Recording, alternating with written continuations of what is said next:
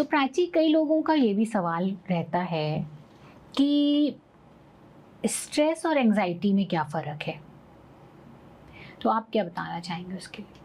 देखो, स्ट्रेस जो है उसके प्रकार होते हैं, मतलब तरीके होते हैं स्ट्रेस लेने के भी। तो one thing called you stress, वो अच्छा स्ट्रेस है। राइट। ये स्ट्रेस आपको तब आता है कि आपने कोई डेडलाइन कंप्लीट करनी है, ठीक है, आपको कोई प्रेजेंटेशन बनानी है, स्कूल में कोई डिबेट करनी है, कोई कंपटीशन है, तो वो स्ट्रेस आता है। वो अच्छा स्ट्रेस है कि आपको वो प्रिपेयर करता है चैलेंजेस के लिए, ठीक है। और एंजाइटी में ये फ़र्क है, जब स्ट्रेस का रिस्पॉन्स एंजाइटी है। अच्छा। तो अब यू स्ट्रेस की बात करी, अच्छा स्ट्रेस, तो there is one thing called distress, sorry. तो डिस्ट्रेस का मतलब हुआ जो स्ट्रेस खराब है, जो चीज़ आपके शरीर के लिए हेल्पफुल नहीं है, वो आपके शरीर के लिए खराब है। राइट। एक एक्सटेंट तक जो चीज़ आपको फ्यूल करे आपके गोल की तरफ, कि आपने जो काम करना है, डेली रूटीन का काम हो गया, या आपकी कोई डेडलाइंस मैच करने वाली होगी, वो ठीक है। पर उसको इस लेवल पे हो जाना कि आप ना वो काम कर पा रहे हो, ठीक है, ना ही आप फोकस कर पा रहे हो, कॉन्सेंट्रेशन इज ज़ीरो, ठीक है, आपका हार्ट बीट और ये सब तो चल ही रहा है तेज तेज, और आप जो एक्चुअल काम करना था उसे छोड़ के आप सिर्फ स्ट्रेस कर पा रहे हैं। इस चीज़ में भी कई लोग काम कर लेते हैं। एक चीज़ इससे एंजाइटी से रिलेटेड नहीं है, एक टर्म है फंक्शनल डिप्रेशन। अच्छा, ओके। तो ये भी मैम, मतलब हमने during my internship and training I have learn, जिसमें लोग नॉर्मल बिहेव करते हैं, ठीक है, नॉर्मल काम चल रहा होता है, सब कुछ है, बट इनिशियली वो डिप्रेस्ड होते हैं लोग। और ऐसी चीज़ है कि डिप्रेशन और एंजाइटी थोड़ा ना भाई बहन जैसे है कि एक आता है तो दूसरा थोड़ा आ ही जाता है, क्योंकि हाँ। आप अगर स्ट्रेस कर रहे हो, परेशान कर रहे हो, जैसे कि अभी उज्जवल से भी बात हुई थी, तो स्ट्रेस का रिस्पॉन्स एंजाइटी हुआ।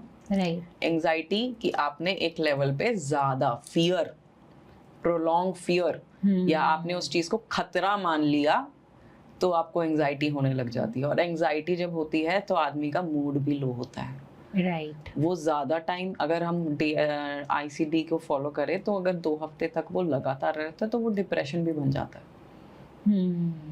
तो फ़र्क है, आपकी सोच का फ़र्क है। तो मतलब जब स्ट्रेस इस लेवल में बढ़ जाता है, जब आपकी हैम्परिंग करने लग जाए, एग्जैक्टली तो हम लोग वो एंजाइटी में टर्न हो जाता है। एग्जैक्टली, क्योंकि anxiety is a response. Right. समझे कि जब आपका बॉडी, आपकी नर्वस सिस्टम आपका बता रहा है, ऑटोनॉमिक नर्वस सिस्टम होता है, राइट, उसके अंदर 2 हमारे शाखाएं होती हैं, जिसमें एक सिंपैथेटिक नर्वस सिस्टम है और एक है पैरासिम्पैथेटिक नर्वस सिस्टम। सिंपैथेटिक करता है फाइट और फ्लाइट, राइट। मतलब डेंजर। हमें जहाँ फोकस करना है वो पैरासिम्पैथेटिक है, जिसका काम है रेस्ट और डाइजेस्ट। तो हम उसी साइड में, डायरेक्शन में काम करेंगे। आपका बार बार सिंपैथेटिक नर्वस सिस्टम आता है, बार बार एक्टिवेट होता है। जब भी आप कोई स्ट्रेस को डिस्ट्रेस में चेंज कर लेते हो, तो आपका रिस्पॉन्स वो फाइट और फ्लाइट बन जाता है, डेंजर, राइट। सो जब आपको लगे कि ये खतरा है, डेंजर है, वो एंजाइटी बनता है। जो मुझे समझ में आ रहा है कि जब आप फ्यूचर को लेके बहुत ज़्यादा वरी करते हो, जब आपको लगता है कि चीज़ें बहुत ख़राब हो सकती हैं, आपके प्रेडिक्शन जब चालू हो जाते हैं, आपके राइट अजम्पशंस ऐसे चालू हो जाते हैं कि बहुत ही बुरा हो जाएगा इस सिचुएशन में, जो भी चल रही है ये ऐसी ही रही तो ये आगे जाके और बिगड़ सकती है।